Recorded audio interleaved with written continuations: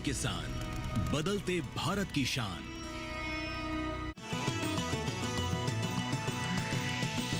DD किसान, बदलते भारत की शान। लोगों के चेहरे की अच्छी रंगत और उनकी अच्छी सेहत देखकर अक्सर उनसे ये पूछा जाता है कि जनाब, इन दिनों आप कौन सी चक्की का पिसा आटा खा रहे हैं? क्या आप जानते हैं ऐसा किस लिए पूछा जाता है? तो आपको बता देते हैं कि आटे की क्वालिटी इस बात पर भी निर्भर करती है कि आटे को किस ढंग से पीसा गया है।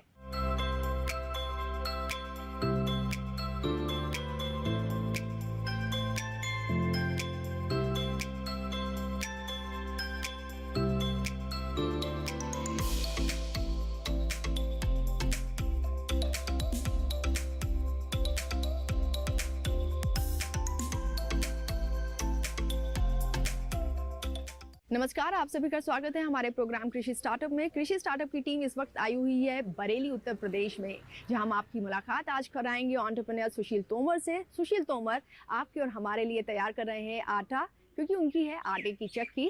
तो पूरी स्टार्टअप जर्नी जानने के लिए आपको चलना होगा हमारे साथ, तो चलिए फिर।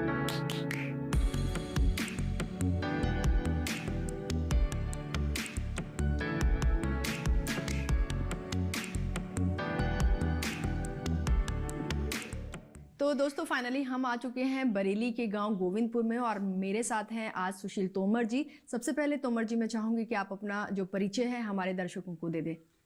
नमस्कार जी, मेरा नाम सुशील तोमर, ग्राम गोविंदपुर, फरीदपुर, बरेली से मैं बिलोंग करता हूं।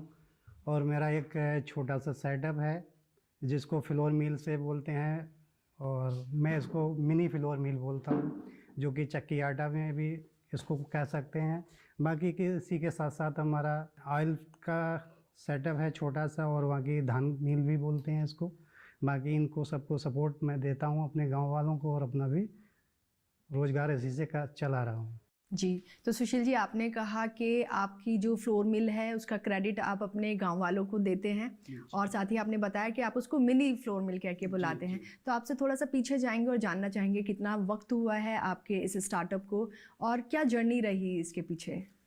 लगभग मुझे इस काम को सीखते हुए और करते हुए लगभग 14 साल का अनुभव हो चुका है, और मैं बड़े छोटे से स्तर से मैंने आज यहाँ तक पहुँचा हूँ, और कामयाबी की राह पे हूँ, और अच्छा कर रहा हूँ। मैं थोड़ा सा जानना चाहूँगी, 14 साल हो गए, तो पहली बार कब दिमाग में आया था कि गांव है तो आप नॉर्मली जितने भी किसान हैं खेती बाड़ी करते हैं और जो भी उनकी फसल होती है उसको आगे बेच देते हैं, तो आपके दिमाग में कब ऐसा आया कि नहीं, मुझे अपना कुछ स्टार्टअप शुरू करना चाहिए खेती के अलावा भी? ये असल में मेरे पिताजी का सपना था जी, और उसको मैंने आज साकार किया है।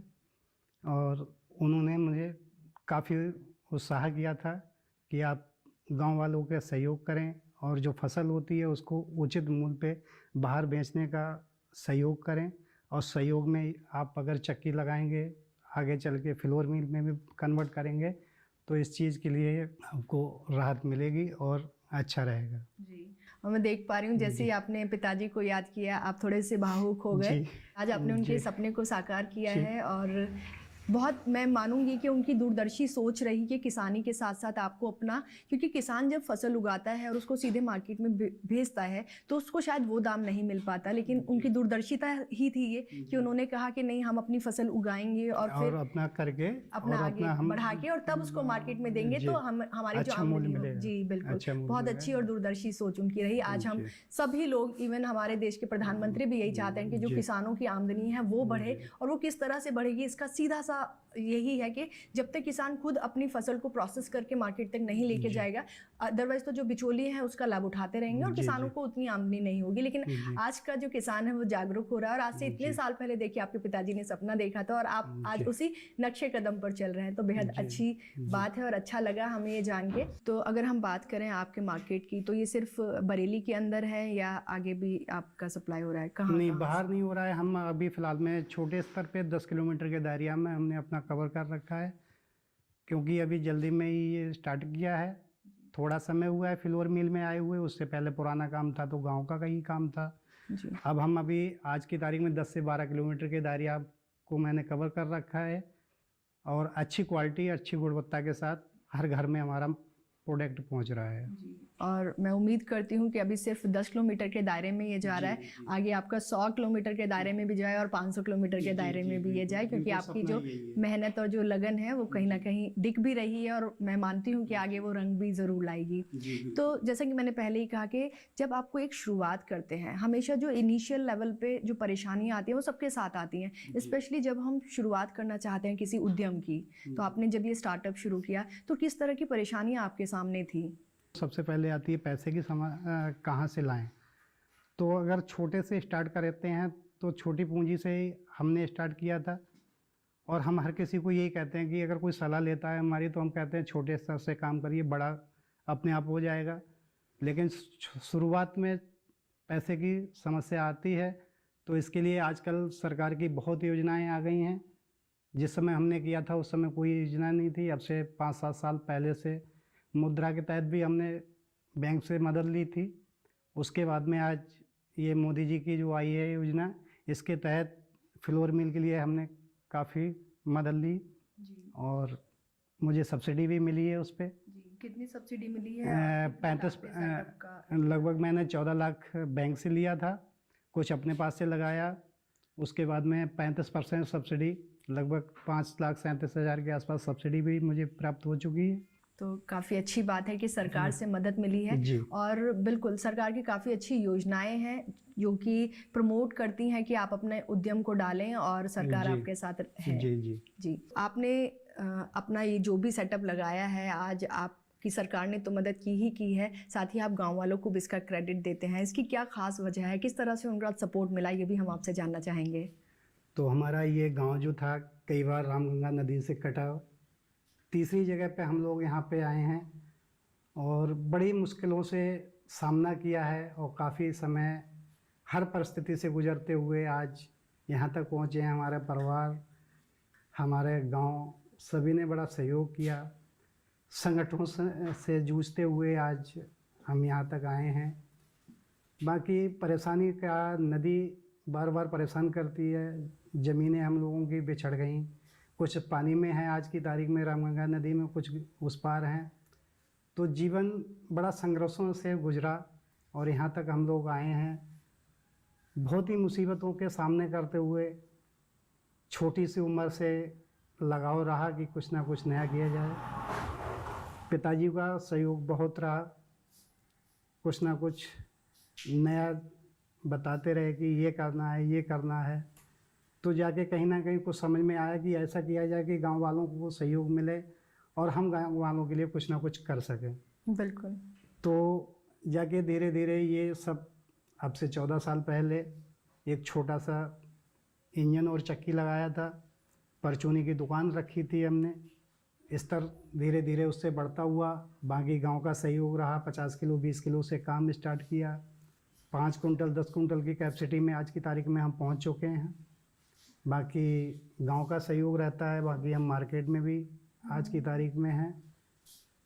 और बिल्कुल अब समझ में आता है कि सिर्फ जो स्टार्टअप है उसके लिए मेहनत नहीं हुई है, लेकिन आप सोच के देखिए कि किसी को बेसिक से अपना घर बार बार बनाना पड़े, बार बार आपको बेसिक से शुरू करना पड़ता है। जब ज़ीरो से शुरू करता है आदमी तो घबराता भी बहुत है, कठिनाइयाँ तो वो आप समझ ही सकते हैं। शायद वो उतना शब्दों में नहीं बयां कर पा रहे हैं, लेकिन आप और हम शायद ये समझ सकते हैं कि जब किसी का घर बार बार बनाना पड़े उसको और ज़ीरो से स्टार्ट वो करता है तो क्या परेशानियाँ रही होंगी। तो हम सुशील जी की जो पूरी स्टार्टअप जर्नी है उसको अच्छे से जानेंगे। चैलेंजेस हमने जान लिए हैं और वो क्या कुछ मशीनें यहाँ लेकर आए हैं, किस तरह का उनका सेटअप है, किस तरह से वो काम करते हैं गांव वालों के सपोर्ट से, और एक मार्केट भी अभी इन्होंने अपना बना लिया है बाहर। तो ये सारी चीज़ें हम आपको बताएंगे, लेकिन उससे पहले लेंगे एक छोटा सा ब्रेक। आप कहीं जाइएगा नहीं, बने रहिए हमारे साथ डीडी किसान पर। चेक जाना पड़ेगा। अरे गेम छोड़ के 1 महीना हो गया कंप्लेंट किए हुए, बैंक रिफंड ही नहीं कर रहा है। कंप्लेंट करनी है। अरे बैठिए बैठिए, यहीं से कर लीजिए आरबीआई के ओम्बुड्समैन को। कैसे? आरबीआई अधिकृत बैंक, एनबीएफसी या डिजिटल लेन देन के जितने भी प्लेटफॉर्म्स हैं, उनकी शिकायत आप कर सकते हैं घर बैठे बैठे। आरबीआई के सीएमएस पोर्टल पर। ये हो गया चेकमेट। कंप्लेंट करेंगे क्या? आरबीआई कहता है जानकार बनिए, सतर्क रहिए।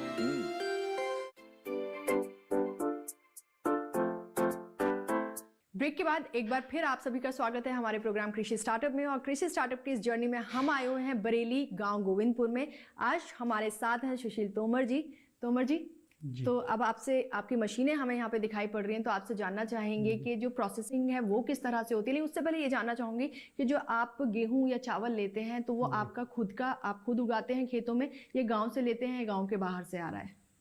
हम खुद भी उगाते हैं क्योंकि मैं एक काश्तकार हूँ। बाकी हमारे गांव के अड़ोस पड़ोस के गांव वाले जो भी गेहूं तैयार करते हैं उगाते हैं, वो किसी आड़ती को ना दे के वो हमारे पास लेके आते हैं, जो कि हम अपने यहाँ मशीनों द्वारा मैन्युफैक्चरिंग करते हैं। और सारा सेटअप हमारा ये है। तो मैं देख पा रही हूँ कि सुशील जी यहाँ पर एक बड़ा सा सेटअप आपने लगाया हुआ है। किस तरह की मशीन है? सेमी ऑटोमेटिक है या ऑटोमेटिक है? ये ऑटोमेटिक है जी, ऑटोमेटिक मशीन है। तो किस तरह से ये काम करती है, थोड़ा सा आप यहाँ से हम गेहूँ डालते हैं, यहाँ से सफाई होते हुए गेहूँ यहाँ हमारा टैंक में आता है जी। तो सारी सफाई होके कई जगह सफाई होती है गेहूँ की। जैसे जस्ट निकल गया, धूल मिट्टी निकल गई, कंकड़ पत्थर निकल गए, फिर इसी में धुलाई होती है। और धुलाई के बाद में यहाँ पे हमारा स्टॉक हो जाता है, जिसको एक दिन पहले करना होता है। अगले दिन या 4 से 5 घंटे बाद यहाँ से ये मशीन है हमारी, जिसको चक्की बोलते हैं, तो यहाँ से पिसाई होके आगे के लिए बढ़ता है। और इसी में ठंडा होता है। ठंडा होने के बाद में आगे हमारा जब आटा पहुँचता है तो छनाई भी होती है। और बाकी छनाई होके, जिसको छाछ भी बोलते हैं कुछ लोग, बाकी ये चोकर होता है, ये निकल जाता है, आटा यहाँ आ जाता है जी। तो पूरी ऑटोमेटिक मशीन है। आपको जो सफाई है वो भी गेहूं की अलग से नहीं करनी पड़ती है, डीहलिंग का काम भी इसमें अपना आप हो जाता है जी। और फाइनली जब आपका आटा पिस के तैयार हो जाता है तो उसकी पैकेजिंग यहीं आप करते हैं? हाँ जी जी। तो पैकेजिंग में किस तरह से आप पैकेजिंग करके भेज रहे हैं? हम 5 किलो, 10 किलो और 25 किलो के हिसाब से हमारा थैले में है, उसमें जाता है। थैले भी तैयार रखे हुए हैं जी। बाकी यहीं सारी चीज़ें तैयार होती हैं, कहीं कुछ करने की ज़रूरत नहीं है बाहर जी। तो आप रिटेलर्स और होलसेलर्स दोनों को आटा प्रोवाइड करते हैं। और जो गांव के लोग हैं, क्योंकि चक्की है यहाँ पर, तो वो लोग भी वो अपना गेहूँ लेके आते हैं, गेहूँ रख जाते हैं, बदल के आटा ले जाते हैं जी। और अपना पिसवाना चाहते हैं तो उनका भी पिस जाता है जी। अच्छा, जो आप पैकेजिंग करते हैं तो किलो के हिसाब से तो आपने मुझे बता दिया, तो क्या गेहूं की वैरायटी के ऊपर भी ये डिपेंड करता है? गेहूं यहाँ पे सिर्फ देसी मिलता है, जो हमारे काश्तकारों का है, हमारा खुद का है, वही मिलता है। बाकी कोई वैरायटी जो आती हैं हाइब्रिड में भी आती हैं, तो हम लोग ज़्यादा से ज़्यादा कोशिश ये करते हैं कि देसी वैरायटी लगाई जाए, उसको स्वादिष्ट और अच्छा मानते हैं हम लोग। बिल्कुल। और आजकल तो जो लाइफस्टाइल डिजीज हो रही है वो कहीं ना कहीं खाने की वजह से हो रही है। लोग आजकल बिल्कुल वो चॉकर रहित आटा पसंद करते हैं। लेकिन आपसे जानना चाहूंगी, क्योंकि आप गांव से बिलोंग करते हैं, किसान हैं, तो शायद आप ये बखूबी समझते हैं कि एक चॉकर की क्या अहमियत होती होगी। चोकर की जो क्वालिटी होती है वो 20% से 25% तक होती है, लेकिन हम इसको 12% और 7% निकालते हैं जी। जब गेहूं की पुराना ज़्यादा हो जाता है तो चोकर की मात्रा बढ़ जाती है, तो 12 kg निकालते हैं हम लोग और बाकी आटे में छोड़ते हैं, जिससे हमारी गुणवत्ता और विटामिन पूरी तरीके से रहे। जो चॉकर रहित आटा होगा, आप उसको खाएंगे तो कहीं ना कहीं आपके डाइजेशन में वो प्रॉब्लम करेगा, जल्दी पचेगा नहीं वो आपको जी। तो आपने बताया कि जो किसान हैं आपके पास आते हैं वो भी अपना पिसाई करा के लेके जाते हैं, तो जो पिसाई का रेट है वो आप अलग से लेते हैं उनसे, और क्या रेट है पिसाई का वो भी हम पिसाई का हमारे यहाँ 2 रुपए किलो चल रहा है जी। और आटा जो बदल के ले जाते हैं उसका भी 2 रुपए किलो है जी। तो काफ़ी सस्ते में काम हो जाता है, क्योंकि मैं सोलर से काम कर रहा हूँ। अच्छा। तो सोलर के साथ साथ मुनाफा भी हमारा है और ग्राहक को भी हम फायदा देते हैं। तो बिल्कुल आपको कहा जा सकता है ये एक स्मार्ट किसान है। इन्होंने जब अपना पूरा सेटअप लगाया तो इन्होंने सोलर भी लगाया है। और सोलर लगाने का ये फायदा हो रहा है कि इलेक्ट्रिसिटी गांव में अगर पूरी नहीं भी आ रही है तो एक तो आपको वो चिंता नहीं रहती है, और दूसरा क्योंकि सोलर पैनल से जो इलेक्ट्रिसिटी का आपका जो खर्चा था वो कहीं ना कहीं आधा हो गया, तो आप भी खुश हैं और जो किसान आपके पास आते हैं उनको भी कम दाम में उनका काम हो जाता है। बिल्कुल बिल्कुल, उनका काम जो है वो कम दामों में हो जाता है, गुणवत्ता हमारे यहाँ सस्ता रहता है। तो आपने जैसे शुरू में कहा था कि आप जो फसल है वो भी किसानों से गेहूं डायरेक्ट ले रहे हैं, तो इसका मतलब गांव वालों को बाहर नहीं जाना पड़ रहा होगा। तो उसमें क्या है, काश्तकार को काफ़ी बेनिफिट रहते हैं, काफ़ी पे। एक तो उनका सबसे पहले ट्रांसपोर्ट का खर्चा हो गया, समय हो गया, और यहाँ पे तो किसी भी समय अपना ला के डाल सकते हैं। और काश्तकार जो है अगर आड़ती के पास जाता है तो ट्रांसपोर्ट का खर्चा, समय दोनों लगता है उनका। और यहाँ पे उनके दोनों बसते हैं, किसी भी समय आ सकते हैं, सुबह से शाम तक, रात तक। यहाँ गांव के हैं हम लोग, मिलते जुलते रहते हैं, किसी भी समय हम लोगों से संपर्क हो जाता है। बाहर जाते हैं तो बाहर के लिए समय लगाना पड़ता है, 1 दिन 2 दिन भी लग जाते हैं, तो समय उनका बचता है और हर तरीके से उनकी सुविधाएं। बिल्कुल, और कहीं ना कहीं जो पैसा है वो भी कहीं ना कहीं बचता है, क्योंकि जो ट्रांसपोर्ट का पैसा बचा वो तो बचा ही, साथ ही क्योंकि गांव में ही है, तो आपने जैसे बताया आपके पास सोलर है, तो आप बहुत मुनाफा कमाने की नहीं सोचते हैं, जबकि आप आड़ती के पास जाओगे तो वो जो किसानों का दाम है उसमें ही कटौती करके आगे मार्केट में डबल करके बेचते हैं। जी, हम मार्केट में जब जाते हैं तो उनको यही कहते हैं कि हमारा अच्छा है, शुद्ध है और किसी तरीके से गुणवत्ता में कोई कंप्रोमाइज़ नहीं करते हैं। अच्छा क्वालिटी है हमारे पास और इसी के विश्वास के साथ हम उनको देते हैं। और जहां हमारा जिस घर में एक बार आटा पहुंच जाता है वो दोबारा नाम से मांगते हैं, और नाम से नहीं रहते हैं तो कहते हैं वहाँ का जो आया था वो हमें लाके दोबारा दीजिए। जी जी। और जिस घर में हमारा पहुंचता है, क्योंकि यहाँ का देसी और हमारे खेतों का गेहूँ है और अच्छी क्वालिटी का, अच्छी गुणवत्ता का। बिल्कुल, आपने शुरुआत में मुझे बताया था कि आटा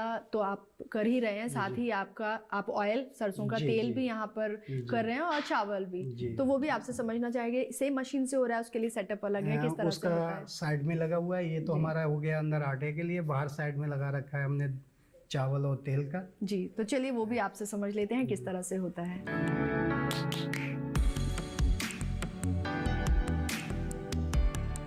जैसे मैंने बताया अभी कि मेरे पास ऑयल और राइस मिल का भी काम है जी, तो ये हमारा रहा है स्पेलर, जी, सरसों का तेल निकालने का काम आता है। ये हमारा काश्तकारों को से वही जी, जैसे गेहूं का है, काश्तकारों का भी हम काम करते हैं और अपना भी करते हैं। काश्तकारों से खरीदा, यहाँ माल तैयार किया, जिसके पास नहीं है वो हमसे खरीदता है। अच्छी गुणवत्ता का और अच्छा सरसों का तेल हमारे पास उपलब्ध रहता है। और इसी के साथ साथ ये हमारी मशीनें हैं राइस मिल की, जो धान के काम में आती है, चावल। तो इसकी प्रोसेसिंग भी आपसे समझना चाहेंगे। राइस, आप 2 मशीनें यहाँ पर मैं देख पा रही हूँ, तो किस तरह से ये? सबसे पहले हम इसमें डालते हैं जी, यहाँ से निकलता है धान, तो इसमें भूसी निकल जाती है जी, जो पहले यहाँ पे क्लीनिंग होती है, सफाई होती है चावल की, सफाई होती है, जो गर्द बट्टी धूल जो होती है वो निकल जाती है, हल्की भूसी वगैरह निकल जाती है। उसके बाद हम दूसरी मशीन में डालते हैं, तो वहाँ से उसका खंडा वगैरह, जो कनक वगैरह होती है, पॉलिश भी बोलते हैं कुछ जगह पे, तो वो निकल जाती है, हमारे वो जानवरों के काम में आती है।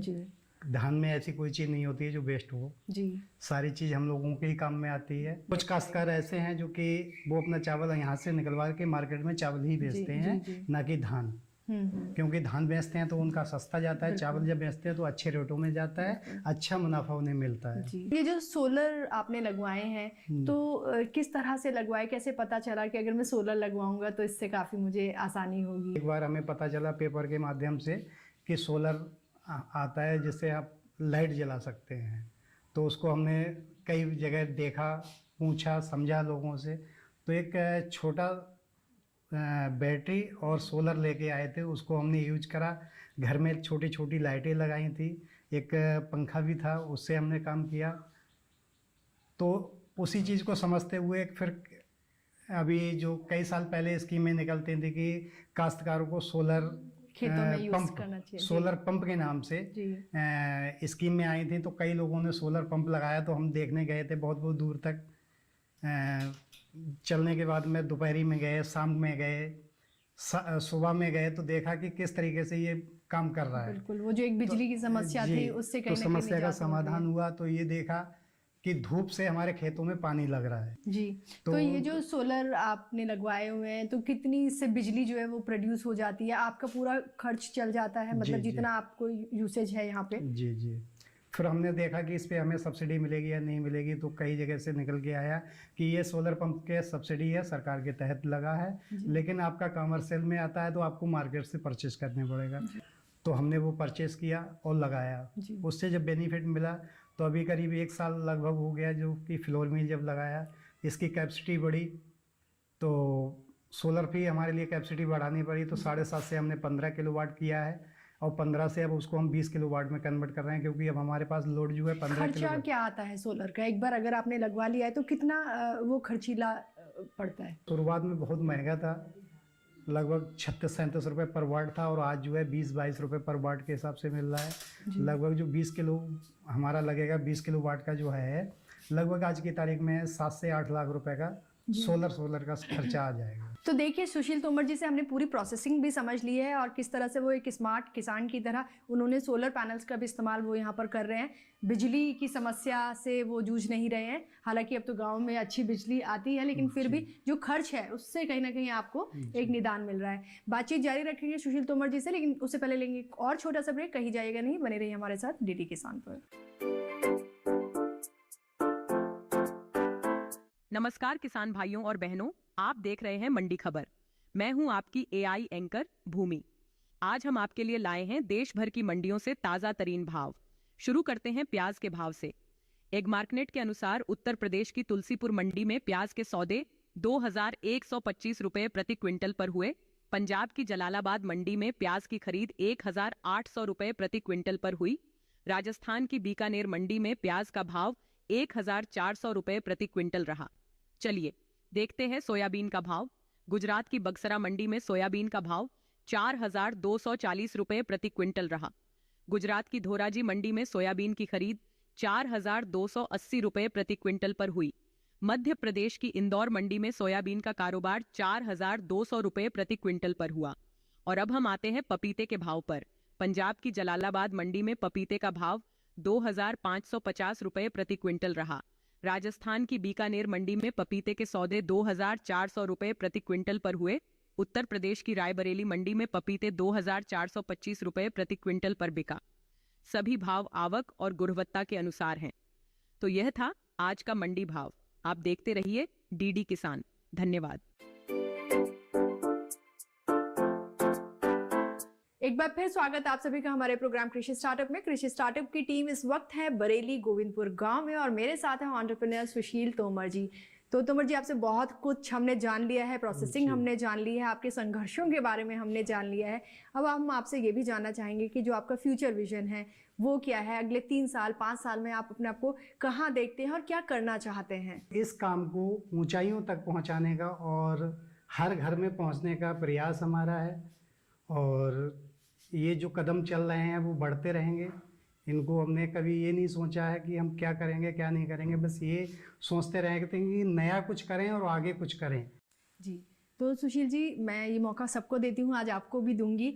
जो भी आपके आज किसान भाई बहन आपको सुन रहे हैं, बाकी के जो हमारे दूसरे दर्शक हैं वो आपको सुन रहे हैं, स्पेशली जो यूथ है वो आपको आज देख रहे हैं और आई एम श्योर मोटिवेट भी हो रहा होगा। इतने परेशानियों के बाद अगर आप ऐसी अच्छी शुरुआत कर सकते हैं तो जो हमारे दर्शक देख रहे हैं तो वो भी अगर इंतज़ार में बैठे हैं कुछ करना है तो आई एम श्योर वो आज कुछ ना कुछ ठान लेंगे कि हमें भी करना है। अब तो एक मैसेज आज आपका क्या होने वाला है हमारे दर्शकों के लिए? हम तो बस यही कहना चाहेंगे कि कुछ भी करें, परेशानी आए कुछ भी करें, अपना करें।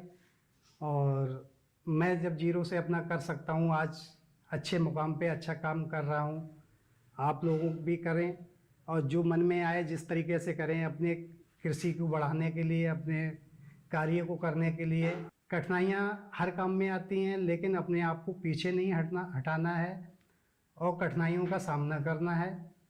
तभी एक कठिनाइयों को सामने करते हुए कहीं ना कहीं अपने आप को हिम्मत के साथ और लगन के साथ अगर करेंगे तो सारी कठिनाइयाँ पीछे रह जाती हैं और कामयाबी हम लोगों को आगे मिलती रहती है।